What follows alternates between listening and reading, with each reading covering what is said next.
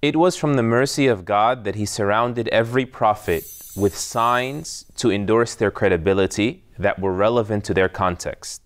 But with the Prophet Muhammad, peace and blessings be upon him, there was such a multitude of signs because his context was every context that would exist until the Day of Judgment.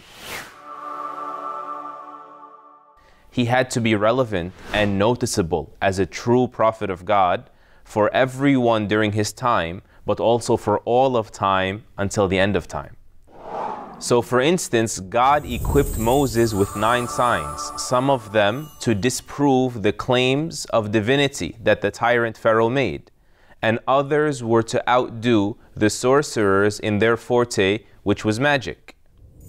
God equipped Jesus, peace be upon him, with the ability to cure ailments that were, as far as people understood, incurable, because the people of his time took great pride in their expert medicine and their proficiency in healing the sick.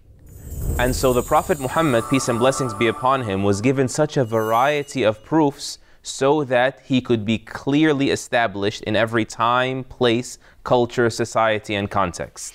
That's why during the Prophet's lifetime, some people recognized him as genuine simply by looking into his face. They said, immediately I knew this was not the face of a liar. Others, they recognized by him simply espousing the values of Islam in a few short statements that this must be the truth. They said, I've never heard anything more powerful, more balanced, more beautiful than this.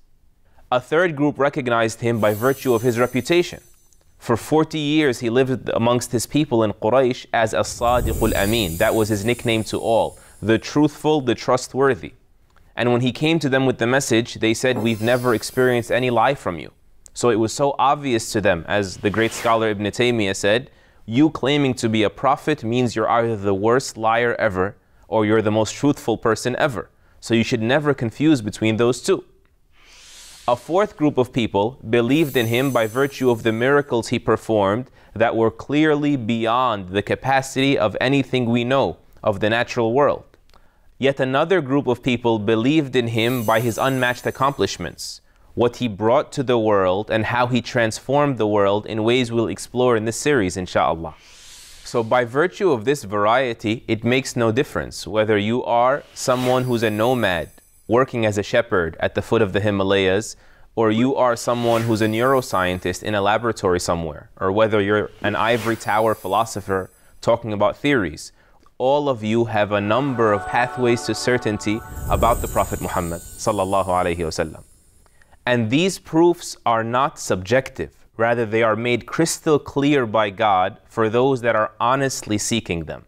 But honestly needs to be underlined, because those who are overly attached to their material commitments, their material gains, they will always find the flaws they would be looking for to dismiss the truth. And this would be a sad reality. They say sadder than a child afraid of the dark would be an adult afraid of the light. And the Quran reiterates for us this reality by telling us that some people, even if you were to open the skies up for them and allow them to tour the heavens, they would say our eyes must be dazzled, or perhaps we are under some sort of magic or intoxication. And so with objectivity in mind, know that the proofs are there.